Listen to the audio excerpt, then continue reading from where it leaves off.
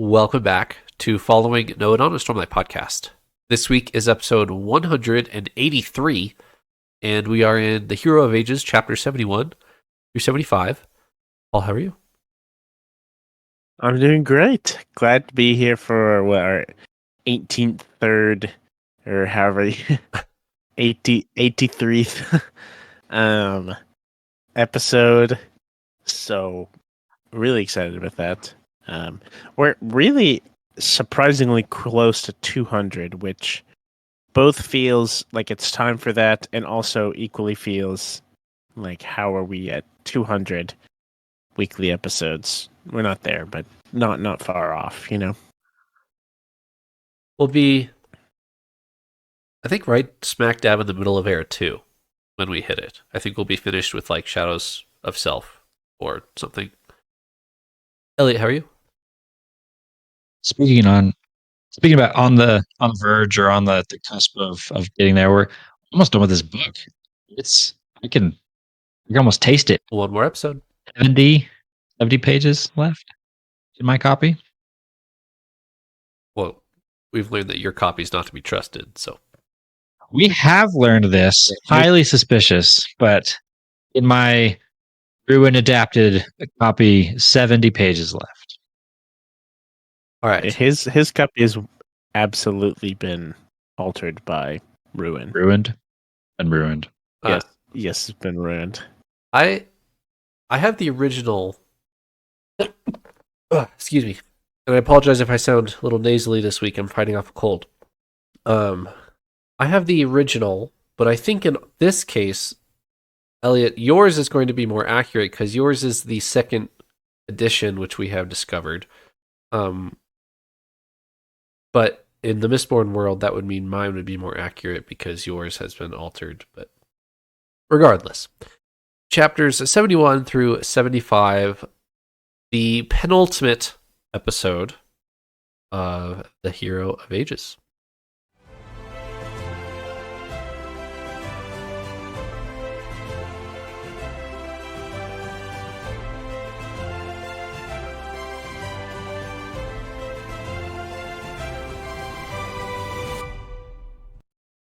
Eliot, you can take us on a brief summary.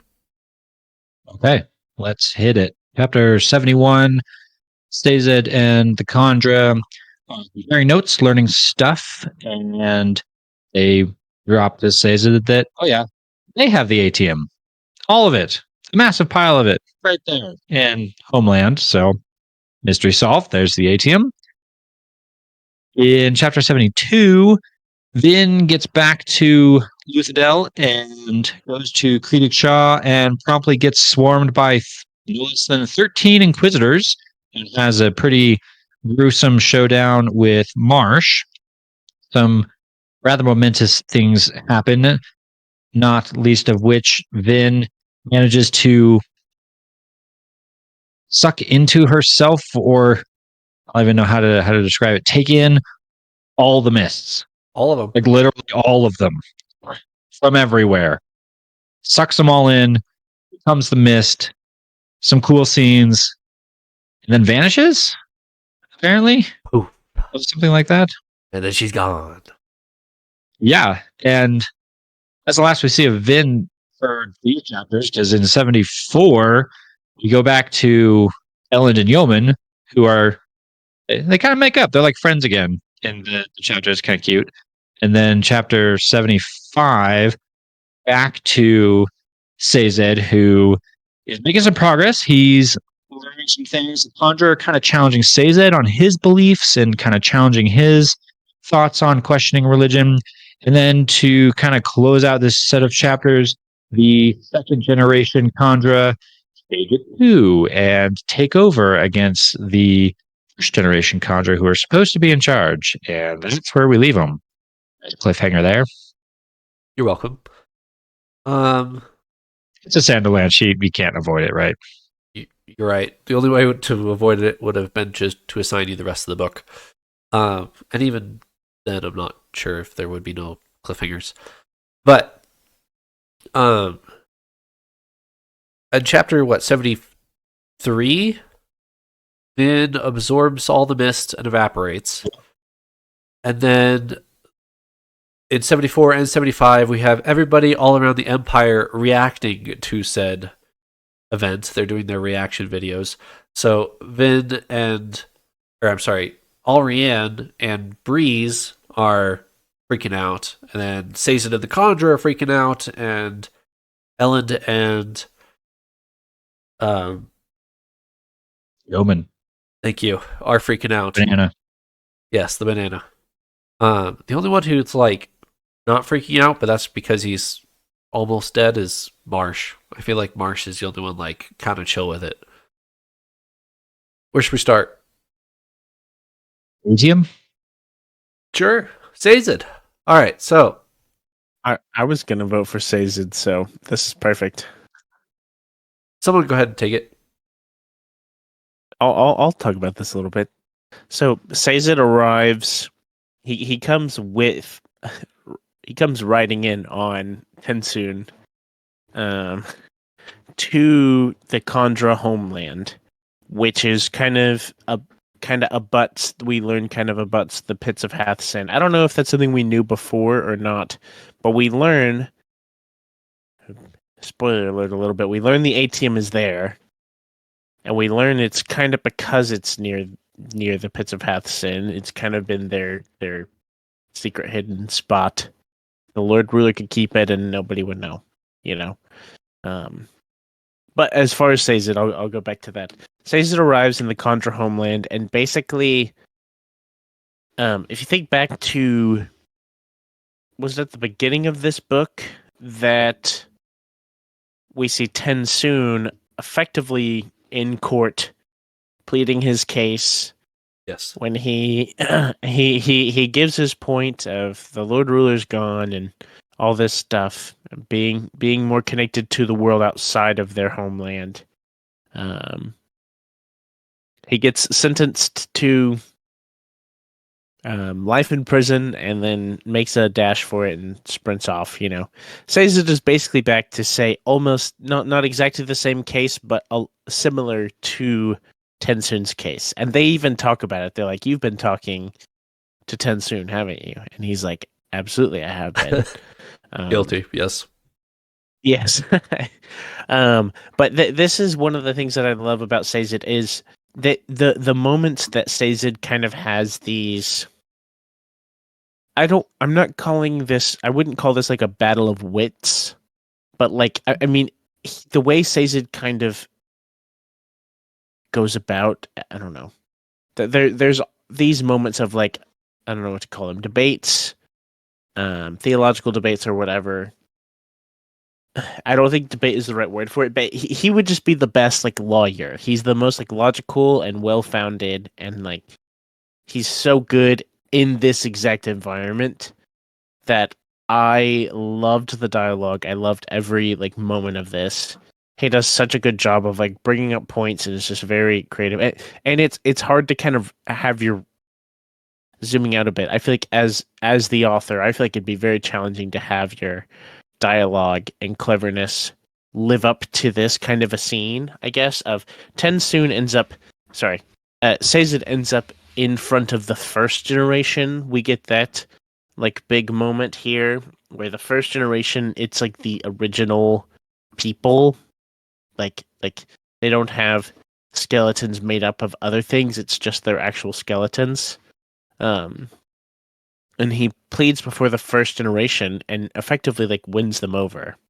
The second generation ends up being kind of the messy group there, but pleads his case about the Hero of Ages and that he's the announcer, and these are the reasons why their religion is true. I guess why they should listen, why they should act, and they're on board. A lot happens and stuff. It gets a bit dicey after that, but Sazed comes and pleads that point, and I think this like these scenes and this dialogue, like I could reread this several times over and enjoy it every single time. I'm a big sucker for these scenes, and just kind of the wittiness, the cleverness, the wisdom of Sazed. He's just like maybe the most knowledgeable and wise characters that we have. around. So, yeah, that's one of the reasons I really like him. I think classic. I'll say classic Hero of Ages style because this feels like this has been happening all book. He makes some great progress. He's learning some good stuff. Talking to the first generation, who we kind of get the impression they don't talk to anybody. So the fact that they're even willing to talk it seems like okay, progress. Maybe we've got a chance at this. And then by the end of this, our we're feeling good about it. And then second generation have to come in and mess it all up. Like, oh man, we had a little hope here, and then just dashed. Stinking Canpar or whatever his name is. Are the second generation ruined plants? Or are they just acting out of self-preservation? Oh man, all the references in sentences. I'm going to go out on a limb and say that's a big red herring, Trevor. Excuse me? Come on. What, have you read this before? I don't know. I mean, they are all spiked, I guess. It's just a bit different. I don't know. Uh-huh. Why just the second generations, you know? I mean, there's people that get behind Kung Par and everything going on, so it's not like he's the only one, but you know, that thought did not occur to me as I was writing this, that could have been a ruin influenced action. I think I was caught up in the whole they've just fallen to the I don't want to die, so I'm gonna fight against the what they think is about to come down, which is the mass suicide order. That's what they're worried about here, is in the contract that they have. Their what do they call it? Do they call it like the first contract or something like that? Yeah. Which, to be fair, that's fair. You know, if you're born and you say one day you may have to commit suicide, and then it doesn't come for 900 years, and then it finally does come, you might be a little hesitant to carry through with that.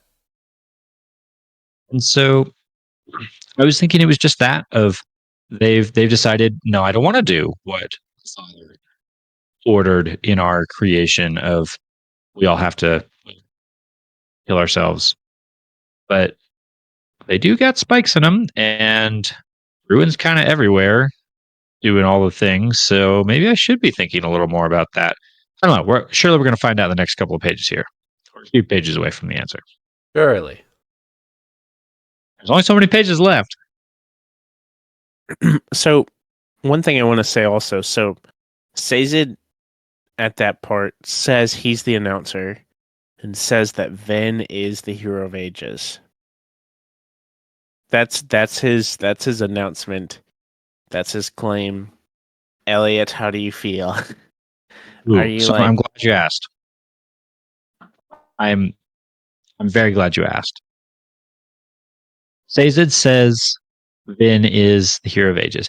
I think they even start comparing notes in chapter 71. The note I wrote down is a little vague, but they seem to agree that Vin is the Hero of Ages. They kind of nod, like, oh, okay, yeah, Hero of Ages, Vin, yeah. That was not incorrectly changed by Ruin. And yet, the epigraphs. Epigraphs are cheating. Epigraphs are cheating. They're not. You can use them. There's a lot of information. There's a lot of information given to us in these epigraphs in this book. Very explicitly spelled out. Here's how the magic works. Here's what's going on. You're just supposed to ignore them like you did last book. Don't read them. Just skip them. I did. Just move on. Don't worry starting about the them. Way of Kings. Right, exactly. That doesn't mean anything to me. Moving on. It doesn't actually make much sense, you know? There will be tables flipped. You're gonna the cameras thrown against walls.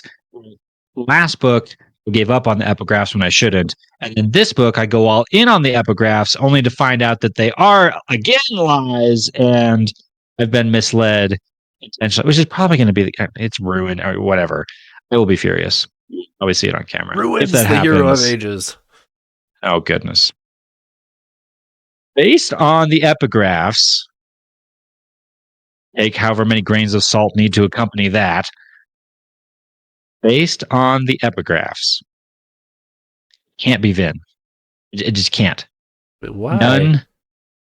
None of what the epigraphs talk about are Vin. We talked about this briefly last episode. Vin is the impulsive one. Vin is the jump in. She's emotional. She's not the scholar. She's not the logical one. She's not the one that's going to sit down and explain hemalurgy to you over the course of 15 chapters, like we got in part 3, I want to guess.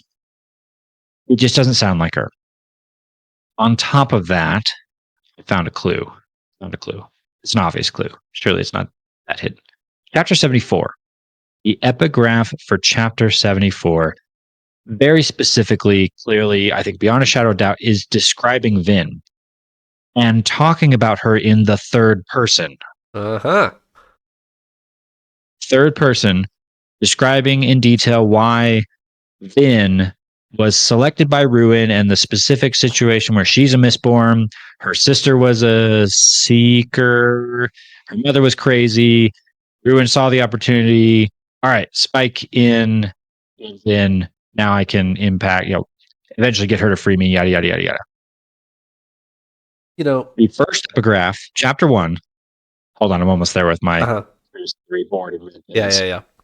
The final red thread ties all the way back to the first chapter of this book that says, I am, unfortunately, hero of ages. So if I connect all my dots, the speaker says I'm the hero of ages, which I guess I'm trusting the speaker. And then later in this 74, the speaker talks about Vin, therefore clearly Vin. But Sazed and the Kandra seem to have just decided that Vin is the hero of ages. It gives.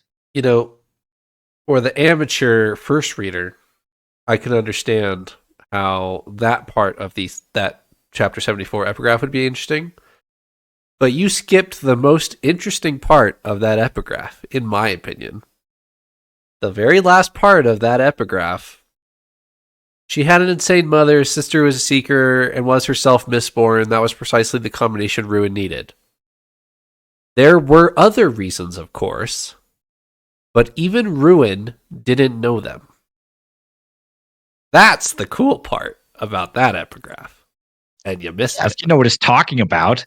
Well, that's back to like book 1 epigraphs that it's like, okay, I'll learn that someday. Yeah, maybe you should know what you're talking about. By next week, spoilers. By next week, you'll know who the hero of ages is. Elend. Well, we've talked about Elend in the third person too. He's trying to throw somebody off. I have no clue. Hey, I asked you. Okay, so to bring back old Eliot quotes, I've asked you what the odds that Marsh was the hero of ages, and you said not 0%. You said like 0.5%.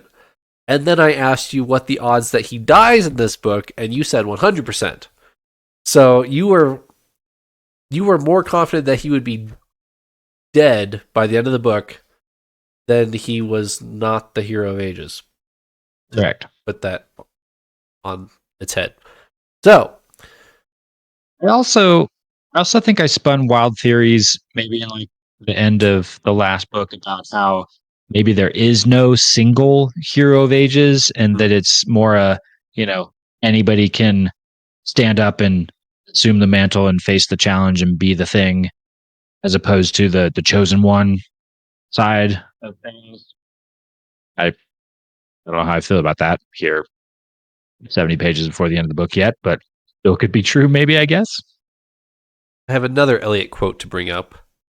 Oh dear. Behind a Stormlight spoiler at the end of the episode. I have a question for Eliot, but it requires more Cosmere knowledge on a prediction that he has made previously. So, okay. I'm going to take it a little bit further here. So, Sazed with the kandra here are kind of talking about, they're saying Vin is the hero of ages. That's what they've been saying, and kind of sort of part of that argument is the Lord Ruler is dead, at the hands of Vin. And Tensoon has mentioned before, kind of like we should, since Vin killed the Lord Ruler, we should follow Vin. And I think we as the readers know, I think we could confidently say, like, you know, Vin didn't like inherit the Lord Ruler's power or anything like that. But do you think that he was the Lord Ruler was the quote hero of ages or whatever, and Vin kind of got that, and then Vin is passing that off? Not passing that off. Do you think like that would go to whoever's next after Vin? Additional part to this question: the Vin poofing away, is she still the hero of ages poofed away? Like, is she, or is she just gone? Is someone else going to become the hero of ages, or what? Like, what do you think with all of that?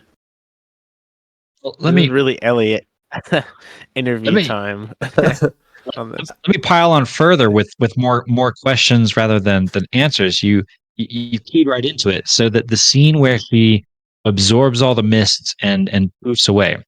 Okay, you can make some comparisons here because, all right, Rashek, Lord Ruler, takes the power from the Well of Ascension, keeps the power. That is the power of preservation. So in this moment, or from that point on, I view the Lord Ruler as the embodiment of preservation, or wielding the power of preservation. Vessel is maybe a Cosmere term that I'm hesitant to. I don't want to go that far yet, but that's kind of the same conversation. Maybe vessel. Same conversation. Yep. Then, in the scene we're about to dissect, takes in all of the mist, get a ridiculous amount of power. We've just been revealed that the mists are preservation, or at least strongly, heavily pointed at. The mists are not ruin, the mists are preservation.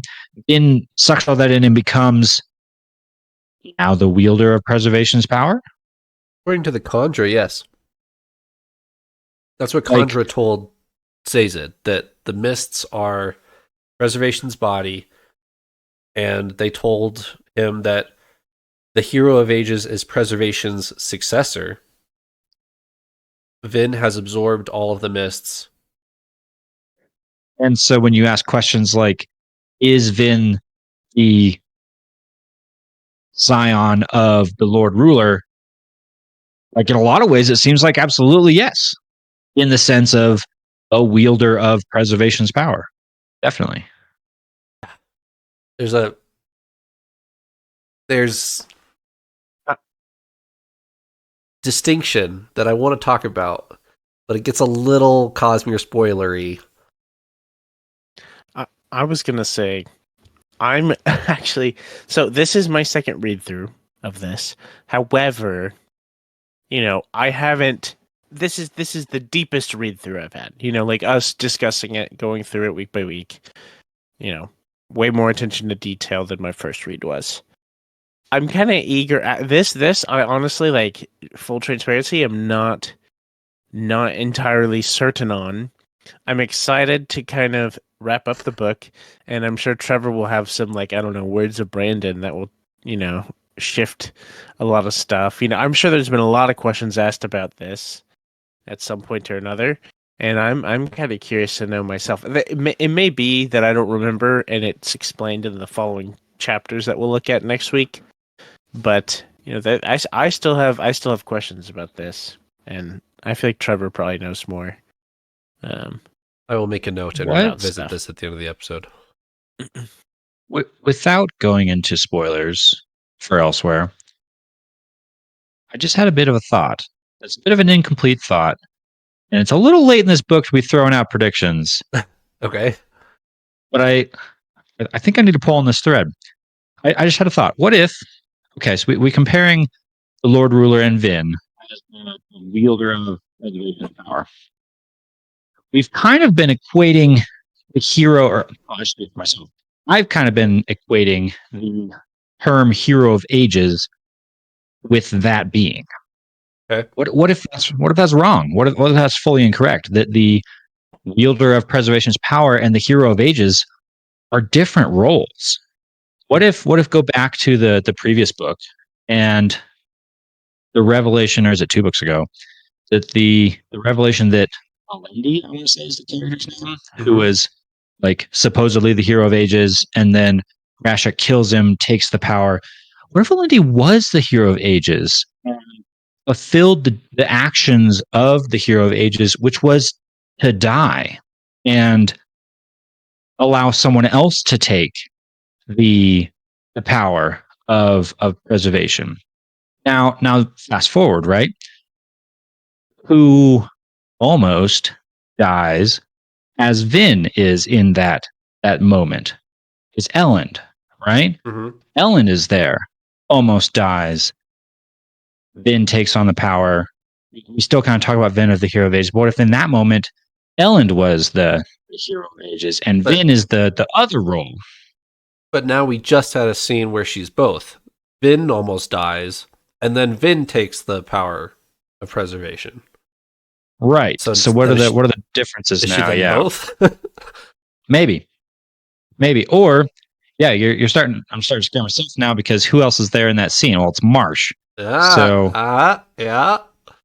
Is Marsh now one of these roles, or I? The other character's name that's popping into my head is actually Kelsier now at this moment. Okay. Because not necessarily in that he's showing in these scenes. All we've seen, as far as I know, is Ruin impersonate Kelsier. But Kelsier also died to enable what's happened in the ensuing stories. What if we could harken all the way back to that and name Kelsier as the hero of ages that then enabled all this? And why I'm grasping on these straws so hard is I've been struggling with the phrase "I am unfortunately the hero of ages." Yeah. Well, if I've been trying to figure out why is whoever the hero of ages is not so thrilled with the fact that they're the hero of ages? If the role of the hero of ages is to die, that would be unfortunate. Unfortunately. So it's not a fully thought out theory, but I wanted to spew that on you because it just popped in my brain as we were talking through some of that. What does that mean for the not so many pages left in this book? I have no idea. All right.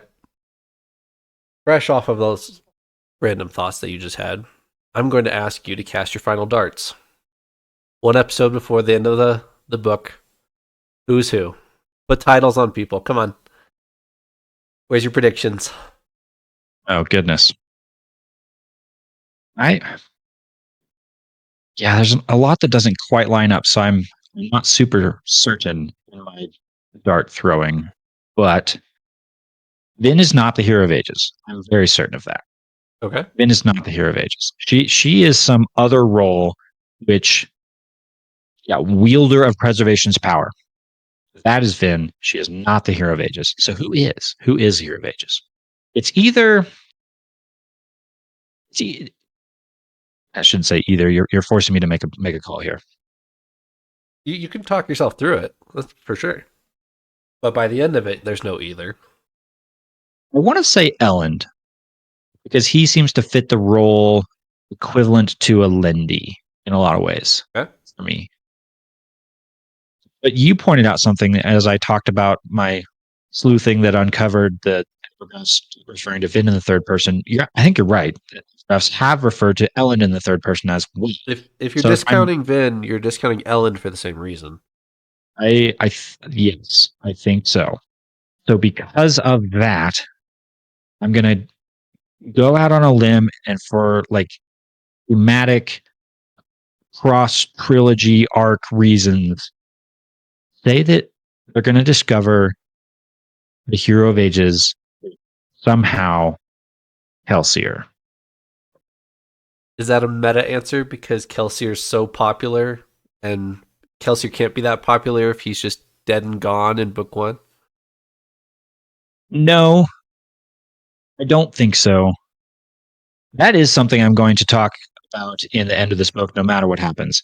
Why the heck is Kelsier so popular and well known when he's not even in the second 2 books? Yeah, still don't understand how that's the fact. But I think even without that, even if Kelsier does not reappear in these next couple of chapters, I like the symmetry that might be formed by Kelsier's martyrdom filling the role of the hero of ages, and our heroes are going to figure that out somehow. They do bring him back up in this episode, in this chapter. Sazed, like, has an Briefly, internal right? thought of, like, the martyr god is a common thread in religions, and then he's like, oh wait, Kelsier did the same thing for the Church of the Survivor. Yeah. Okay, I have kind of a shift. It's not like a big shift, but you were mentioning this earlier, Eliot, and I was curious to ask. So you mentioned you were talking about all the times when there's been a similar-ish relatable interaction of what Alindi and Rashik, right? And we're talking about Vin and Marsh. I want to talk about that scene. How do you feel about Marsh in that moment? You know, he pulls out the earring and then like all the stuff we were talking about, right? All the stuff we were talking about just now with Vin harnessing all of this power, the preservation's power, is because of Marsh. She would have died had he not done what he did, and kind of was able to have just enough control over Ruin's control of him.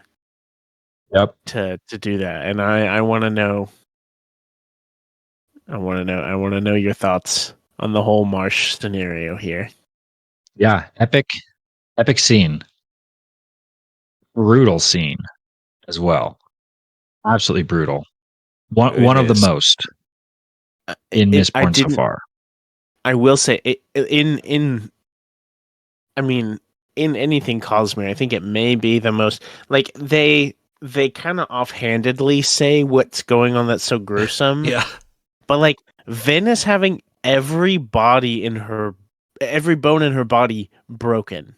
Like, he's breaking her. He's going finger by finger, just snapping her limbs. Like it's really gruesome. I didn't remember this being this gruesome from the first reread, and I was like, if they put this on screen, I feel like they're gonna have to. I don't know. It's a bit different of intensity if this is just a fight and he's strangling her and does this, or if this is like we're watching every bone in her body be snapped and hearing like that pain, you know, like that's really dark. Like that's really tough to stomach. But anyways. A couple weeks ago, I made a video essay on the diversity of the Cosmere and how in adapting it, you'd have to dabble into a lot of different genres. I put the Hero of Ages in horror. Like, the Hero of Ages, if it was truly adapted to what the book is, it's a horror film. Like, there's some thriller, there's some action, but it's a horror film. I have a pretty vivid imagination. It's one of the reasons I love reading fantasy, is to picture these, epic scenes in my mind as I read them. There are sometimes when I don't enjoy having a vivid imagination, and these are the kinds of scenes where, yes, even though it's not described in a lot of detail, it's I'm a little squeamish, and in these moments it makes my skin crawl. There's another part of this scene. I'm going to get to what you're poking at here in a second, Paul. I want to take it like kind of bit by bit. There's the torture aspect of it. There's another scene though, actually right before that I wanted to read because it was so cool of a moment for me. That actually reminded me of a moment in Yumi. I won't talk about because I don't want to spoil it, but you'll know what I'm talking about when I read it here, if you've read Yumi or listened to our episodes on it. This is before Vin gets like taken down by Marsh.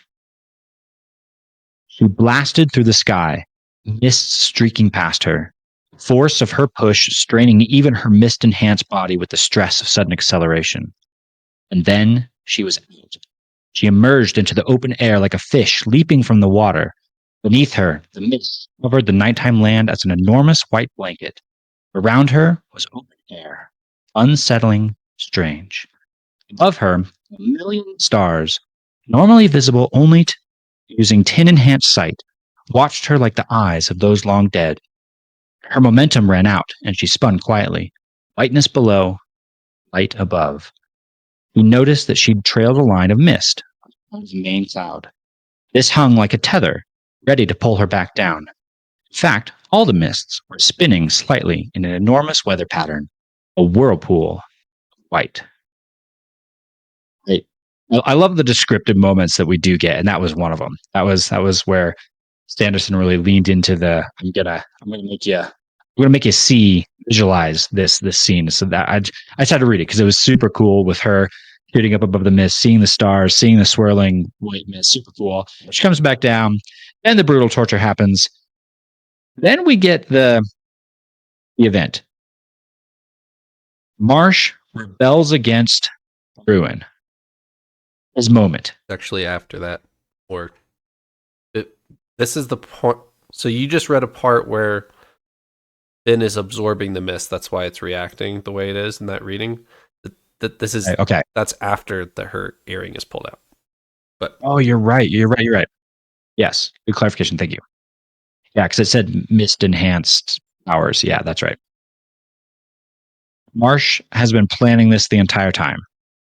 He's been under the forced control of Ruin and has been saying, I'm going to play it cool. I'm going to not fight it. I'm going to let Ruin relax, forget to control me, and find my one brief moment where I can do something.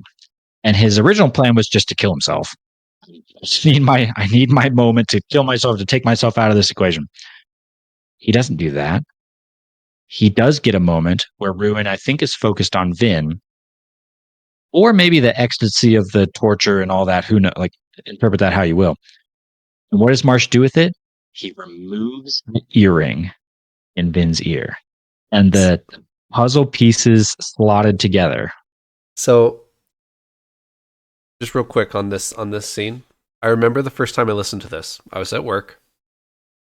I was doing nothing like super important. I was driving heavy machinery, so I was in like the machine in the vehicle alone.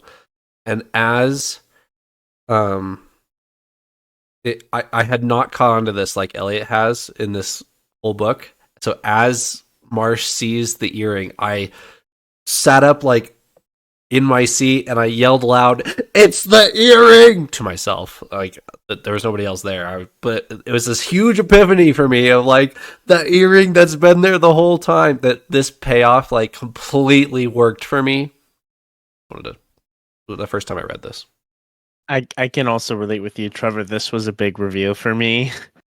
And this was the biggest part that I was trying to keep a straight face whenever Eliot pointed it out, like 4 episodes in or something like that. Not actually, but fairly early. And he was like, they keep bringing up this earring. And I'm like, you're right, they do. Why did I not think twice about it? And I still got a good chunk of that payout. I was following the earring, as I've frustratingly grappled with multiple times here. I found a lot of the clues, and yet still wasn't able to find the answer. There's a lot of clues, but they don't tell you exactly what's going to happen or what's going to go on. And so it wasn't till this exact moment where I finally understood the implications of all this. I deduced that it was a hemalurgic spike. I deduced that that's Ruin's influence on her, Reen's voice, all these things, yada yada yada. But it wasn't until this point. It wasn't even the scene we saw last episode where it's briefly out of her ear as she's fighting Marsh. or back at Fadric City, and then she gets to use the mist in that brief moment. Earring goes back in. Even then, I didn't quite get it. It was here in this moment where the earring gets pulled and instantly the mist, she breathes it in, sucks it in, whatever, and wields the power. That was the barrier. Preservation's power could not intervene with Ruin's presence, power, influence. I'm quite sure how to explain it exactly being there. And so had to remove the element of Ruin. Then the presence of preservation can rush in, and oh my goodness, what a scene follows with the demolishing of all the Inquisitors. The scene I just read with the stars is all in the midst of all that too. Yeah, craziness. So if you'll remember, back in the Final Empire, one of the big reveals at the end of the book is the Lord Ruler can influence metal inside people's bodies. And he steel pushes her earring out of her ear, and only then does she draw upon the mists, defeats the Lord Ruler, puts the earring back in her ear. Okay. One other thing I want to point out about this, I think it's explained maybe in the, I don't remember exactly when this is explained. I think it's in an epigraph. It may not be. I actually don't remember for sure. It's a bit, I don't know. I feel like it's less memorable when stuff happens in the exact chapters whenever I'm listening through on the audiobook. But it talks a little bit, it expands a little bit more on how much influence Ruin has over people who have spikes in them. Or however many spikes. And it gets to this point of like that Ruin did have influence over Vin. But basically the extent of his influence was just that he kind of liked having this earring in. So like she liked having this earring in, so she always had it in. You know, she always had that earring. We learn it is fairly sentimental to her because it's from her mom, but I don't know how much sentiment. It's a bit complicated there, but whether that is or not, like that's an easy way I think for the listener or the reader to kind of sign off on why she always wears the earring and why it's mentioned. But I think it's kind of pointed out here that she's always had this because of just a tiny ounce of Ruin's influence, which I thought was interesting. I just thought this was. I think if this wasn't said, if this wasn't pointed out, and this wasn't even a thing that Brandon thought up, this would have been fine. This still would have been fine. I think it's better with like having this knowledge and that kind of being a nod of like, yeah, Ruin has actually had a little bit of influence over Vin because of this earring. Not much given the like size and placement or whatever. But there is enough to just simply encourage her, I guess, to keep this earring in. And that her having the earring in is why preservation couldn't envelop Vin or support Vin, I guess, which is just really fascinating and really cool to me. And I just thought that was really cool. That was something I definitely missed on my first read through. And then, after all of that, Vin just disappears. Yes. And it's from Marsh's perspective. We get a point of view swap to Marsh, and Marsh thinks to himself, yes, I'm finally going to die. And then she's gone. And she kills all the other Inquisitors, right? Yep. She's like ticking them off as she's going 1 down, 2 down, 6 down. She kills all of them, 12 of them, I think. Yep. And does not. And then vanishes. Yeah. What's up with that? What is up with that? I remember, so I can't tell you.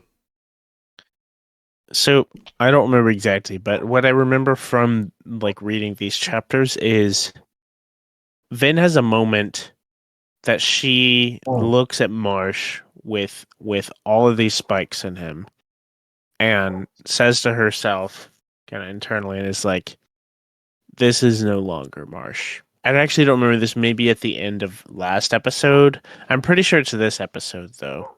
I could be wrong on that. It's this episode. But- She's about to be killed. She's about to kill Marsh. Hesitates for a second and says, "No, Mhm. this is Marsh," and then second guesses herself and says, "No, this is Ruin." Yeah. I could be wrong. This may be two different scenes. This may be all the same. You might be totally spot on with that, and I'm remembering this wrong. But I thought I remember a bit earlier her having this moment of like, this is no longer Marsh. This is Ruin, like his being, if you will. And then later, kind of, I guess, has a bit of sympathy, a bit of like, maybe this is Marsh. I could be remembering that wrong, but I think she's Yeah. about to pull out his spike, and then she evaporates. yeah. You know what's about to happen? I have a prediction. I have a theory. Okay. But this theory is going to have massive Harry Potter spoilers. Oh, okay. So if you don't want the very end of Harry Potter spoilers, please fast forward 3 minutes in your listening. She names herself Severus. No. That's the very end Okay, of not Harry the very Potter. last page. That's the Okay, last fine, page. Mister. The climax, the Sanderlanche of Harry Potter is Harry dies, goes to... I've watched the movies more recently than I have the books, so I apologize if this is slightly different than the books. Goes to like the train platform and sees Dumbledore there, who has died previously. What if Vin just disappeared? He's going to go into the other world, the ether, the spirit realm, the cognitive realm, whatever you want to call it, and is going to have an encounter with Kelsier, the mentor who died previously, have the conversation with all the answers, get sent back to save the world with the answers that she gets from the Kelsier. Yeah. Okay. So I've waited and I've waited through this episode. I am now declaring a Stormlight spoiler because I have to talk about what I want to talk about. I have to. Okay. Stormlight spoiler. Eliot, you have predicted that Vin is going to die at the end of the book. I'm going to catch you on a minutia of detail and description and definition. At the end of Rhythm of War, would you qualify Taravangian as dead? Ooh. Because I think we might be talking about a similar event here. That, yes. Well, yes, in the similar event, similar conversations. That's not what I was thinking of when I predicted that Vin would die. Okay. I was thinking specifically of let's tie this to some previous crazy thoughts I've just had. Hero of Ages type death that I just defined. More of the sacrifice to save the world death, which maybe I guess those are similar or comparable, or not Taravangian, but in this scenario, I think what you're talking about is more ceasing to be what you were before and becoming something new. Right. Maybe embodied by a god or a shard or whatever you want to do. That's not what I was predicting or trying to guess at. I was going for a much more sacrifice myself to save the world. Okay. But those yeah, maybe. Because if you do qualify Taravangian as dead at the end of Rhythm of War, you could argue that Vin just died. Right? Yeah. Well, I feel like I can't fully have this conversation with you without knowing what happens in the next couple of pages Sure. here with Vin, because But all I've seen of Vin is she's disappeared. She absorbed all of Preservation's power, and then poof, she's gone. Which we're about to find out what exactly happened, but yes. If if it slightly answers your question, I don't think I would consider Teravangian dead. Okay. Different, definitely. Maybe no longer and permanently Teravangian we knew before, but I think we know that the vessel changes how the shard, or maybe the inverse of that's maybe more accurate. The shard changes how the vessel acts. Yeah. It matters who the vessel is. It's not like Teravangian ceases to exist and now it's completely overtaken by Odium. It's Odium acting through Teravangian, because Right. we know that it's no longer the same Odium. Right. Odium acting through rays. Yep. See, I'm up to Nice speed job. on Nice some of my stuff. job. Yeah, there we Acted go. differently than Odium through Teravangian. So I wouldn't really view Teravangian as dead. Not sure what's about to happen or is happening in this moment to Vin, so I'll get back to you on that in a few days, because I'm probably going to go sit down and read this after this. So, kind of similar question. My second part that I wrote down earlier. I want to talk about vessels versus the Lord Ruler. Because, Eliot, you were talking about the Lord Ruler and you were about to use the phrase vessel, but it's weird, right? Yeah. Because the Lord Ruler's still there, but he obviously had or has preservation's power. But in 2 episodes ago, we just saw preservation die. Right. And the vessel that was clearly not the Lord Ruler, somebody else, dies on the field of ash out in the middle of nowhere. So what's the distinction? Yeah, I don't know. I know that term from Stormlight vessel, and I kind of know, we just talked about, like Teravangian, Rays, whoever else. I kind of sort of feel like I know how a vessel works. Jar. It doesn't seem like the same logic is applying here on Scadrial. And I don't know if it's because the shards are different. I don't know if it's because the magic system is. I don't know. You have any input on that, Paul? From earlier, my thought from earlier was 100% that I would consider Teravangian not dead. Just given that's not exactly what you're talking about now, I guess, but given the influence that I think they do have influence over the shard a bit. I mean, not like too much, but it's different. There's very notable differences. I don't have too much on this right now, though. So I will say, here's your Cosmere 201 class. There's one more term that you guys don't know. And it originates from White Sand, and it will come in Mistborn Era 2. And the term is called avatar. An avatar of a shard. And I might be misusing the word. I'm not 100%. I'm not an expert on this term. But it's basically a person who is still alive that the shard can then act through, filter their power through. Funnel is a better word. Their power into that person who is still alive. I would probably argue that the Lord Ruler is an avatar of preservation before that term was used in the Cosmere. But that term will come up later.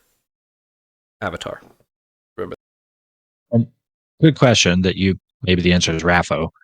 Are you saying avatar as distinctly different from vessel? Like it's 2 different terms? Yes, specifically different. Vessel would imply your body is gone, you are holding the shard in the spiritual realm or cognitive realm or wherever they are.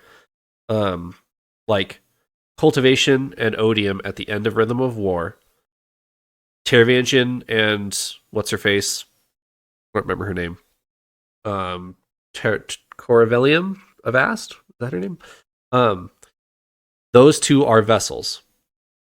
I would argue that the Lord Ruler is a avatar, or maybe something else that you maybe have seen is an avatar, or you could even you can even go down the line of like Risen is an avatar of the Dawn Shard. Like it exists within her, but she's alive. Like that is definitely a misuse of that word, but it's something that you guys know that's a good mental picture for you. Like they're still alive, but they have power living within them. Okay. I didn't think I'd be talking about avatars in this episode. That kind of came out of nowhere. Yeah, that is a new one to me. Anything else, gentlemen? A couple things I feel like we should mention of note. Okay, so Miss have disappeared, which we were warned was going to happen. Yes. Somebody, Hensoon, I want to say, knew the Miss were going to disappear. Warned people, make sure you're underground when that happens. So as I'm going through this, I'm kind of checking off the boxes of who's underground. Breeze and Spook get underground. Yep. Sazed is underground. Ellen and Yeoman, they get everybody underground, and then Ellen leaves. Correct. Ellen goes and looks for Vin. And Yeoman gives him something before he leaves. He gives him a little bit of atium, which I don't know why atium is super necessarily important, other than I think it gets referred to as the body of ruin. It does, or something like that. The kandra have the big stash of atium, but not all of it. Ellen heads out into the ash waste, no mists, with atium. Everybody else is underground for the most part. Marsh, I guess Marsh is not underground. Luthadell's abandoned, thanks to Tensoon. All the Ska, at least, are underground. Yeah, I think that's everybody. I mean, everybody that we've met. Right. So whatever Tensoon was afraid was going to happen, Ellen and Marsh are about to take the brunt of it. Except Sazed is underground, but he's now a prisoner at the end of the episode. With the coup, that they might kick him out. Right. And the second generation have kind of taken control of the kandra situation. Right. And the atium, I guess, which we still don't know exactly why that atium stash is so important. I was just about to mention this. This ends up being like the moment where Vin kind of sees a flaw, if you will, in Ruin. Sees a vulnerability is a better word for it.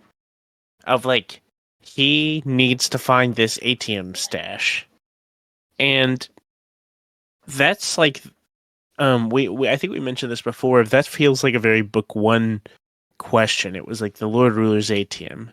If you get a hold of that, your kingdom is just going to be way more powerful than everyone else. You're going to have such a huge economical and militaristic and influential power, And we see here that they do acknowledge, we talked about this before, they do acknowledge that atium is different from the rest of the metals.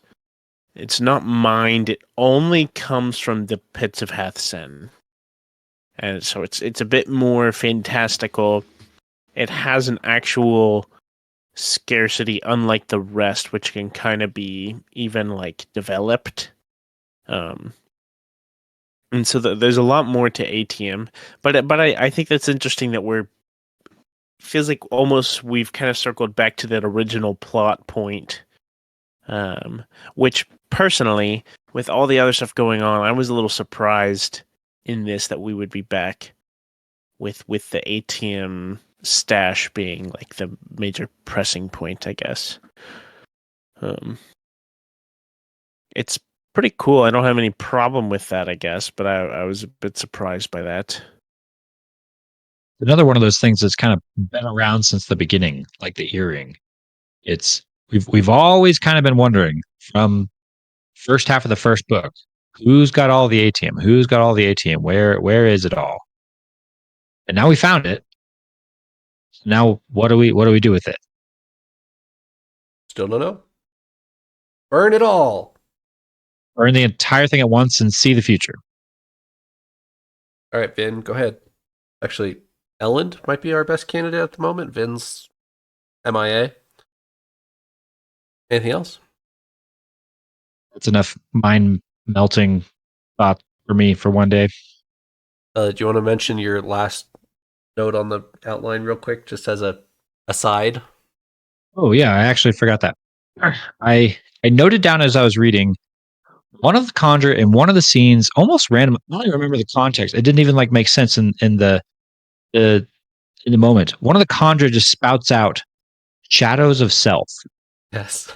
It like doesn't even make sense in the conversations they're having. There's like, oh yes, shadows of self, yes, yes, yes. And it's one of those things I would just go, okay, whatever, and keep reading. Except that I know that's the title of a book upcoming in Era 2. Which one? And so it stood out to me Remember? as like, what the heck? I don't even remember. I don't even know the order. I think I could probably name all the books, but I don't know what order they go in. Alloy of Law.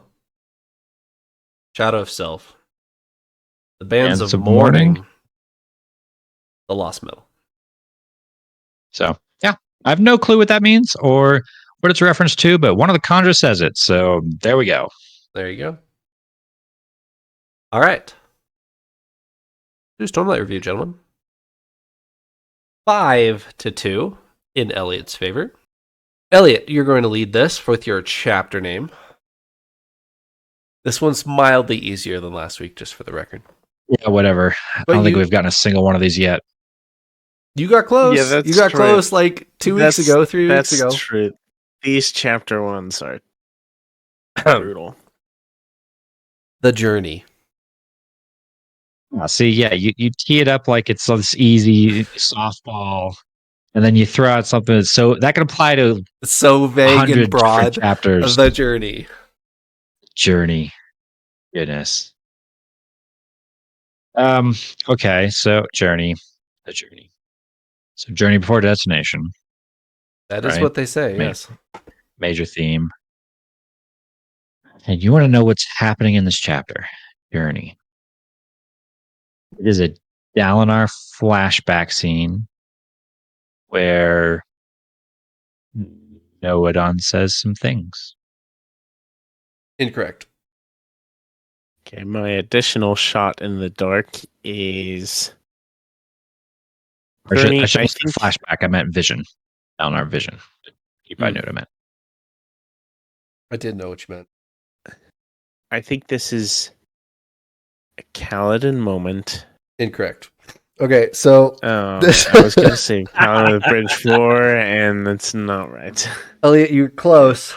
This is Dalinar reciting the Way of Kings once again from memory to Elhokar and Sadeas as they sit and watch Adolin duel, and they are not impressed by the Way of Kings once again.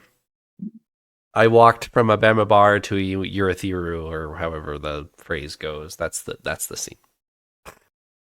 You were close-ish. That was my second guess. It was a Dalinar present day, and Noadon did some stuff. That's brutal. Okay. Paul, Okay. quote ID. This will be an occupation. We won't be recovering Urithiru tonight, or anytime soon. So where does that leave me? This is an occupation. We won't be recovering your Thiru tonight. It ends with, so where does that leave me? So Is where does right? that leave me? I feel silly. I'm struggling to remember who all is present. I think I know when this scene is. I'm struggling to remember who all is present here. Okay, wait, hold on. I think I might know. Can you read it for me one more time, though? This will I be an have to- 'cause I have occupation. to make you reread it. We won't be recovering Urithiru tonight, or anytime soon. So where does that leave me? Okay. I think with the like short little response at the end, I think this is Kaladin to his father, to his parents. when they're in Urithiru and everything is kind of shut down. That's what I think it is. Incorrect. That's exactly where my brain got to, was Kaladin and Lyrin talking about what's our place in all this. I was debating whether it was Kaladin to Lyrin or Lyrin to Kaladin. So I'm going to go the opposite of what you just said, Paul, and say that this is Lyrin speaking. Incorrect. I'm glad because I almost did that too, Eliot. I thought this was to Kaladin. Yeah. Here comes the response. And this one is a response, so now you're looking for the second person. You're not one of them. You'll always be a member of Bridge 4. Okay. So this is our Parshman friend, right? Relaine in Kaladin. I don't know if that's the right scene, but I'm going to say that this is originally was maybe Kaladin or Relaine talking to Kaladin and Kaladin responding. It's probably him Correct. to a different. Okay. You are correct. Okay. It is Relaine running to Kaladin and saying, "We won't be recovering your Theru tonight, so where does that leave me?" And Cal says, "You're not one of them. You will always be a member of Bridge 4. Eliot, would you have got Clever. that? Yeah, on the second part, yes. All right. 1-0 to Paul. Eliot, this is your review. Reread. January 15th, 2024. Once a warrior commits to a path, he either falls in battle or he rises to the challenge. I, on my third read, have come through the storm and I now shine with the light. This story is only getting better.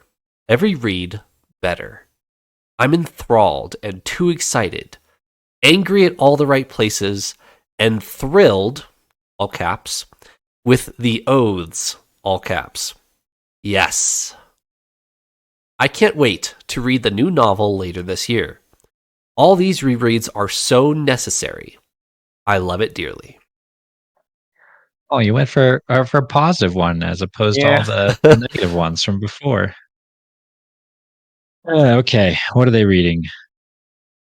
And is it a 5 out of 5 or is that too obvious? That's the questions. Okay, thrill and oath. That's our clues, right? So, Oathbringer, I guess. Oathbringer.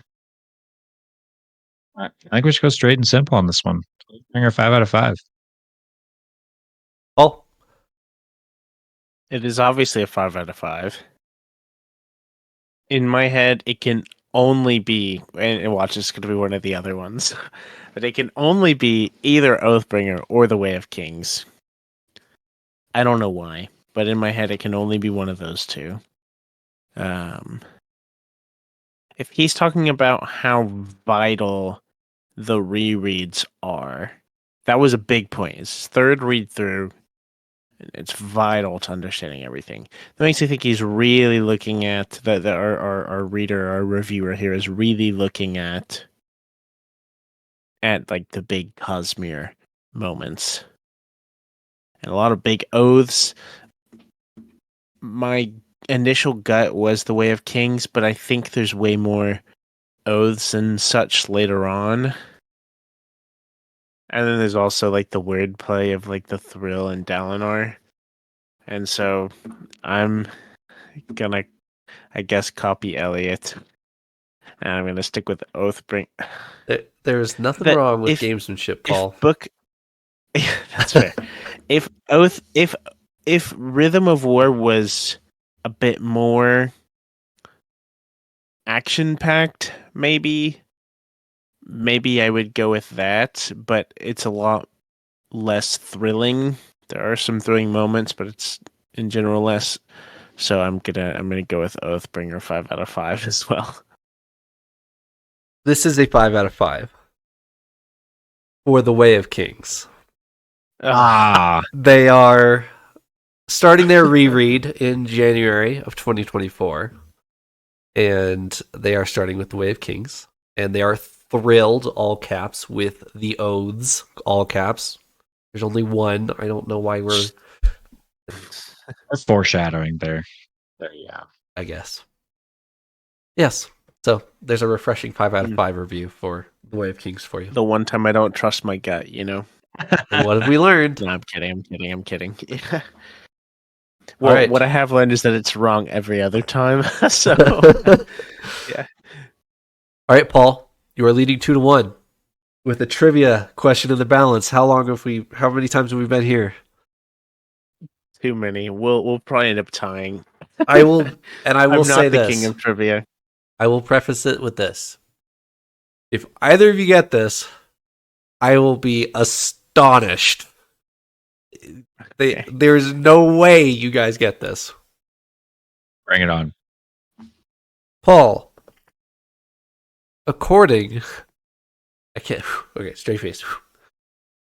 According to Maribethian culture, what does it mean to have eyes of red and blue? The thing is, I remember this being a point that we talked about at some moment.